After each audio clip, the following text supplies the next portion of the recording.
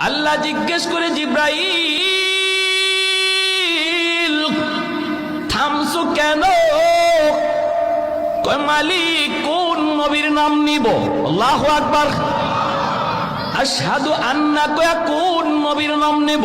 আদম নবী ওইখানে হাজির, নূহ নবী ওইখানে হাজির, ইব্রাহিম নবীও হাজির, মুসা নবীও হাজির, ঈসা নবীও হাজির, সব নবী হাজির। কোন নবীর নাম নিব? আল্লাহ বলে, জিব্রাইল বললা কি, প্রশ্ন করলা কি? আমি আল্লাহ সব নবীরে হাজির করলাম আমার বন্ধুর পিছনে নামাজ পড়ানোর জন্য, আর তুমি কিনা বলো কোন নবীর নাম নিবা? তাড়াতাড়ি করে আমার বন্ধুর নাম উচ্চারণ করো। আল্লাহু আকবার। জিব্রাইল আমিন আযানের ভিতরে আমার আপনার নবীর নাম আযানের ভিতরে তিনি উচ্চারণ করলেন। আযানের পর্ব শেষ হয়ে গেল।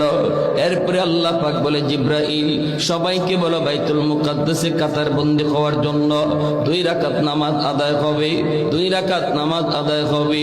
জিব্রাইল আমিন তিনি সামনের কাতারে, আমার আপনার নবী তিনিও সামনের কাতারে। মায়ার নবী বলেন, সামনের কাতারে জলিলুল কদর সব পয়গম্বর।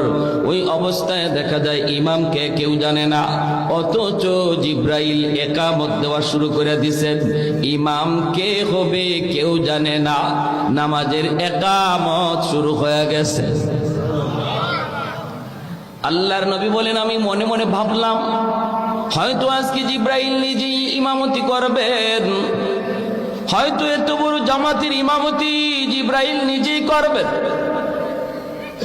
একামত শেষ হওয়ার পর আমি জিব্রাইলকে বললাম, ভাই জিব্রাইল ইমাম কে হবে? তখন জিবরিল আমিন আমার আপনার নবীর হাত মোবারক আস্তে করে ধরলেন, দইরা মুচকি হাসি দিয়া বলেন, নবী গো, আজকে এত বড় জামাতের ইমামতি আল্লাহ পাক আপনাকে দান করেছে। तकबीर में कलमा में नमाजों में अज़ा में, तकबीर में कलमा में नमाजों में अज़ा में है नाम इलाही से मिला नाम मोहम्मद, है नाम इलाही से मिला नाम मोहम्मद। महबूब ने